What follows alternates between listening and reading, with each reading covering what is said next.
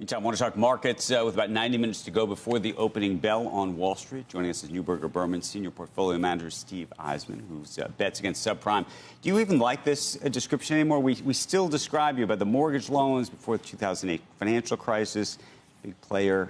It's all you big are. Short. You haven't done anything since then. Sometimes my wife says that to me, but it's getting a little old. It's getting old? Okay, so let's bring us to the new. What do you make of what has been either described as a melt up or the Magnificent Seven on the rise or a soft landing? What is this to you?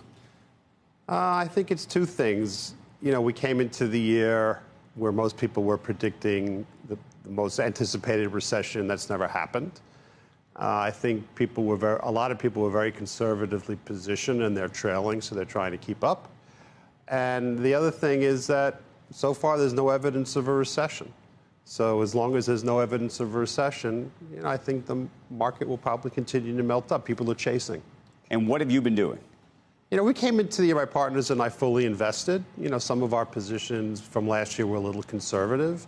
But, like I said, as long as the economy rolls along, we're going to stay fully invested. But this has not been, as we keep describing it, this has not been an equal outcome.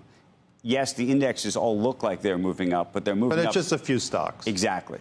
And so how do you think about that? Are you buying indexes, or are you actually? No, we never buy indices, ever. So it's always individual stocks. And you don't buy indices because you think they're not a good bet, because you think that your investors are paying you for more than buying an index? What's the thought? Over the years, our clients are more interested in making money, but in bad times they want to preserve capital.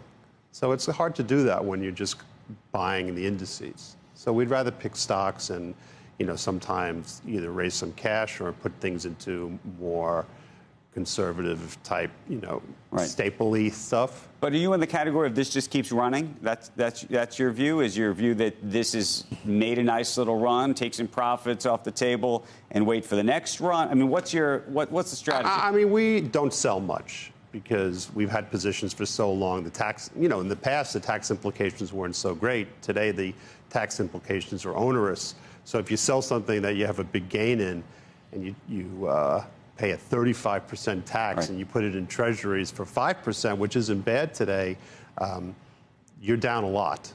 So, we'd rather stick with positions and just hold them. And, if they're working, that's great. If they're not working, that's okay, because of the tax implications. When you think about the Federal Reserve, how much does that play into your thought for the rest of the year? We keep thinking that maybe there's, one more increase, but maybe there's two. Maybe there's three. Maybe there's three. Okay. There's no evidence. Does it matter to you? It matters to the extent that the higher rates go, the more negative impact it tends to have on growth stocks. So yeah, it does matter. Right.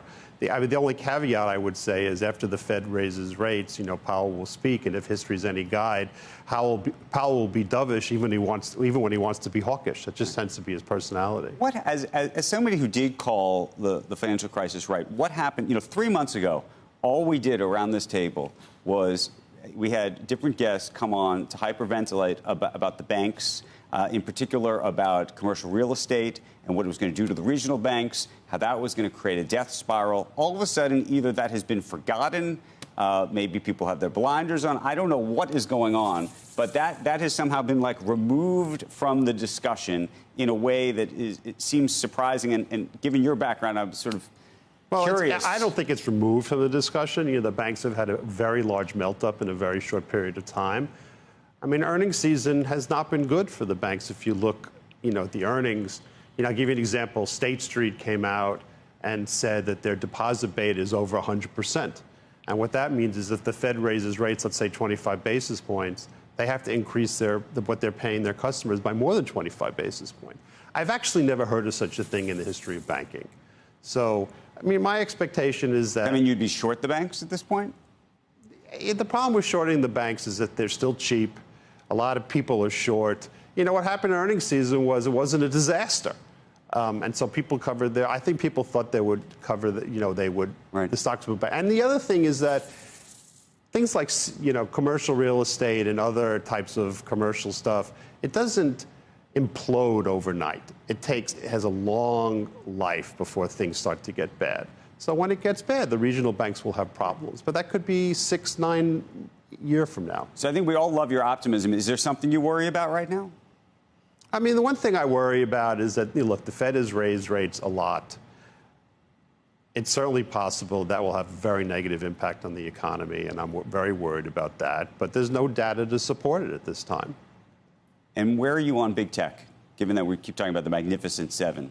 Well, look, big tech is very expensive. As long as rates don't go up so much, people won't care. It's very dynamic. This, AI and ChatGPT is very important. Overhyped or not? I can't say at this point. I mean, nothing goes up in a straight line. I'm sure there'll be a correction at some point. I don't think it's overhyped. The bigger issue for me is that at this point, ChatGPT only benefits a handful of very, very large companies. And what's going to be interesting over the next year or so is to see if it really broadens out to some middle-type companies.